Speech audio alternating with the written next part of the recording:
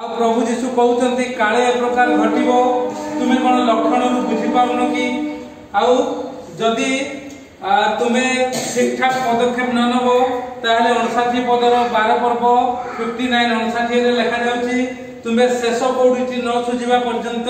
से स्थान कौन प्रकार बाहरी आसी पारिबो नाही। से समय केतेक लोक माने जीशु निकट को आसी आज शीर्षक हो किए अधिक पापी। जगतर समस्ते पापी किंतु किए अधिक पापी आ से लोक माने जते बळे जीशु निकट को आसिले अनेक लोक आउ से माने गोटे कथा कहउचंती जहा घटना घटी आउ कहउचंती ताको जणाउचंती जीशु को पिलातो जो गालिलियो मानक रक्त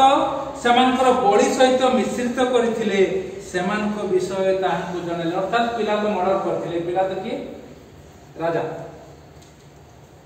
ये जो प्रकार भाव में रक्तपात करथिले एक कथा को जणैले से जीशु को लोक माने जतबेले जीशु को जणाउचंती प्रभु जीशु आहा चुचु एमती हला सेमती हला एटा करबा नथिला ए कथा कहिले नै कौन कहले दुई पद सेथिरे से सेमानक उत्तर देले एहा सब भोग करबा एही गालिलियो माने अन्य समस्त गालिलियो मानक अपेक्षा अधिक पापी बोली कि तुमे माने माने करबो। प्रभुंकर कथा देखुचंती तो ए माने आसी कि कहउथले जो माने मरी तांको मन भितरे थिला जो गालिलियो माने अनेक गालिलियो लोक माने अछन समस्त मरी ना किंतु जो मान को मारी दिया गला पिला जो मान को मारी देले से माने होजंती अधिक पापी। साधारणतः गोटे अघटन घटिले गोटे मंद हेले लोक माने कहि दियंती कोन से किछि पाप करथियो भूल करथियो सेति भाई सब विषय होछि ह कि नै आ ये कथा को हमर प्रभु देखंती सुनंती बुझंती आ ये लोक माने जतबेला तांको आसी कि कहिले पिला तो से गालिलियो लोक मान को कथा किछि कहि नांती लोक माने पिला तो कि प्रकार गालिलियो मान को रक्त बळी सहित तांकर बळी सहित एमानकर मध्ये रक्त को मिसैथिले हैं ए विषय जणाइबार से कहिले एहा सब भोग करिबार जो गालिलियो माने से माने भोग कले हा अन्य समस्त गालिलियो मान को अपेक्षा अधिक पापी बोली कि तुम माने मने करूछ किंतु प्रभु कहले मु तुम मान को कहू जो माने मन निकट को आसी कथा कहूछ सेही लोक मान को प्रभु कहउचंती मु तुम मान को कहूची ना किंतु मन परिवर्तन न कले तुमे माने समस्त से प्रकार विनष्ट हो एते खुशी हे जाऊ सेमान को पिला तो मारी देले सेमाने मरि गले सेमाने पापी तमे जदी बंचिच आसीच मो पाकू मन परिवर्तन न कले तुमे माने मध्ये से प्रकार विनष्ट हेबो तुमे माने अधिक पापी हे अर्थात प्रभु को चरण तल को प्रति रविवार रे जो माने आसुचंती गर्व करिवार आवश्यकता नै जे मु आसी पाउची मु जाई पाउची मो प्रभु एमती कर साक्ष्य देई पाइ किंतु गर्व करिवो नै जे सिए पापी मु एमिको सी आसिला नाही मु आसुची सेमती गर्व कर बरम तांको आउरी कहिबो परामर्श देबो मु जो प्रकार जाउची तुम माने भी आसो आशीर्वाद पाउची तुम माने भी आशीर्वाद पाइबो आ एतो प्रभु सीधा सड़क को कहउछ मन परिवर्तन न कर अर्थात मन को बदलेबा दरकार थरे से जौन पुस्तक रे लिखा हेची मु खोजी की पाउनी जौन की लोक पुस्तक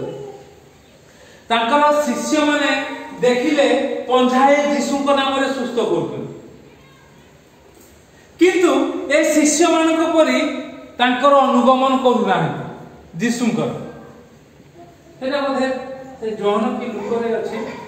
सेटा थरे कहि आउ से माने जीशु को निकट को आसे तांकर शिष्य माने कहले प्रभु तुम नाम रे भूत छडौथुवा आश्चर्य कर्म करूथुवा केते जन लोक को हमें देखिलु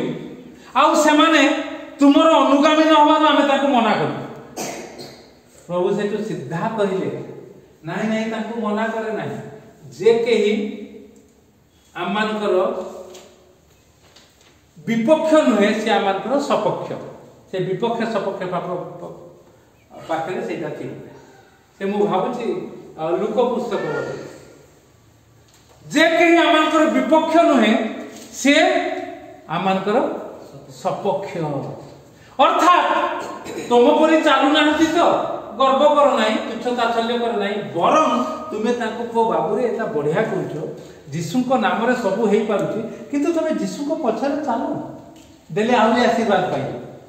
एबे तो अन्य माने आशीर्वाद पाउछन तुम निजे आशीर्वाद पाउन तुम पाइबो ए कथा को आमे घोषणा करबा दरकार नचेत आमे अधिक पापी एई लोक माने अधिक पापी जो माने मन परिवर्तन करंती नाही आउ केवल आसी जीशु को पाखरे कथा कहती अभियोग कर प्रार्थना कर जो प्रकार आम शुणुलु शुभस्मिता कहूला प्रार्थना करवा एटा मागिबा सेटा मागिबा मागिबा मागिबा मागिबा मागिबा हां देखुलु स्त्री लोकटी कोन हैला निजे जानि जे का ठीक तार स्वामी की जाई कहूची विनय करी कहूची ता पुओ मरी गला ता स्वामी जाने देह खराब थिला बेले ता स्वामी कहला नहीं जाओ ता माँ पाखु कारण ता माँ द्वारा ये पिलाटी आशीर्वाद पाई बोली तार स्वामी जानी किंतु से जेते बेले जानी जानिबा परे आउ से ताको कहूची कोन ना ता माँ पाखु नहीं जा से तार प्रभु को लोक पई मते कहि कि गोटे घर तैयारी कर देथिला आ जहा जहा कहला मु दीप रुका रखिथिल हैं टेबुल गोटे रखिथिल आ तांको पई से तांकर आसिले रुहंती से तो ता संगे तार संपर्क से इलिसाई को संगे से तांकरी द्वारा पुओ हिची आ नहीं जाऊ ता माँ पाखु नहीं जा आ पिलाटी जते ता माँ कोल रे मरी गला हमें सुनुथुलु ना मरी गला परे से पुणी ता स्वामी निकट को आछे से सीधा इलिसाई को पाखु जाऊ स्वामी निकट को आसी कहूची मते गोटे गध दियो दास गोटे दियो से चले कि नहीं जाओ इलिसाई को पाखु ता स्वामी करा जा काहे तार स्वामी मने रखिथिला पुरुना कथा मने रखिथिला मो स्त्री जहा करूची ठीक करूची आउ सेथि पई से कोन कहला ना देई देला आउ तार पुओटी को स्वामी स्त्री दुहे जाने बुढ़ा काले रे पाइथिले से बुढ़ा समय रे वृद्ध समय रे से माने मध्ये से पुओटी को आउ थरे जीवन दान पाइले ये होती कथा मन रखिबा दरकार अभियोग नुहे मन परिवर्तन करबा दरकार मन परिवर्तन न कले नष्ट नष्ट प्रभु जहा जहा करिसंती हैं पाइलु केते लुक 9:49 हां लुक 9:49 रे कोन लिखा जाउची सेतरे जोन उत्तर देले हे गुरु आमे माने जनको आपनक नाम रे भूत छुड़ाइबा देखिलु आ से आपनक संग रे आपनक अनुभवी न हेबारु ताको मना करलु किंतु यीशु ताको कहले मना कर नाही कारण जे तुम मानकर विपक्ष नुहे से तुम मानकर सपक्ष बस अर्थात मन परिवर्तन ए प्रकार प्रभुंकर सेवा करतुवा लोक माने बुझेई दबा तांको विरोध करबा नै बुझेई दबा जदि न बुझिले से विजाति रहे दुई थर तीन थर प्रभुंकर वाक्य रे लिखा जाउछ माथ्यू पुस्तक रे 18 पद तुमे निजे जाओ तुम परी लोक मान को नहीं जाओ भाई को बुझाओ जदि भूल करूची जदि से तुम कथा न मानिला ताहे से तुम दृष्टि रे विजाति आ परग्राही हो माथ्यू पुस्तक 18 पद एई प्रकार चिंताधारा मन परिवर्तन करी आसु आमे प्रभु नाम को उन्नत उच्चीकृत करबा महिमान्वित करबा आउ आमे विनष्ट होबा नै लिखा जाउची मु तुम मान को कहूची ना किंतु मन परिवर्तन न कले लुक 13:3 तुमे माने समस्ते सेही गालीलियो लोक माने जे प्रकार विनष्ट होइतिले बळी सहित तांकर रक्त मिस्तिला तुमे भी से प्रकार हो प्रभु आपन को मते अनुग्रह आशीर्वाद करतो गोटे पद पढिबा 18 पद 9 पद आपण आपना को धार्मिक ज्ञान करी अन्य समस्त को तुच्छ ज्ञान करूथुवा केतेक आत्मनिर्भरशील लोकन को से एई दृष्टांत कहिबे प्रभु चाहते हमें मन परिवर्तन करी आपण आपना को धार्मिक ज्ञान करबा नै मु महापापी बोली प्रार्थना करबा दरकार आ मु सब दिन प्रार्थना कर प्रभु मु होची महापापी मोर पाप क्षमा कर आ जहा जहा पदक्षेप नउची ताकू साक्ष्य दबार सहाय्य कर विगत 20 वर्ष 25 वर्ष तलर जो साक्ष्य ताकू उपस्थापना करी घोषणा कर देछि सेति में परमेश्वर को योजना बही लिखि देछि एबे जहा जहा करछि प्रभु अनुग्रह कर सबु किछि साक्ष्य दिया लोक मान का निजको धार्मिक ज्ञान करबा नहीं आ अन्य को तुच्छ ज्ञान करबा नहीं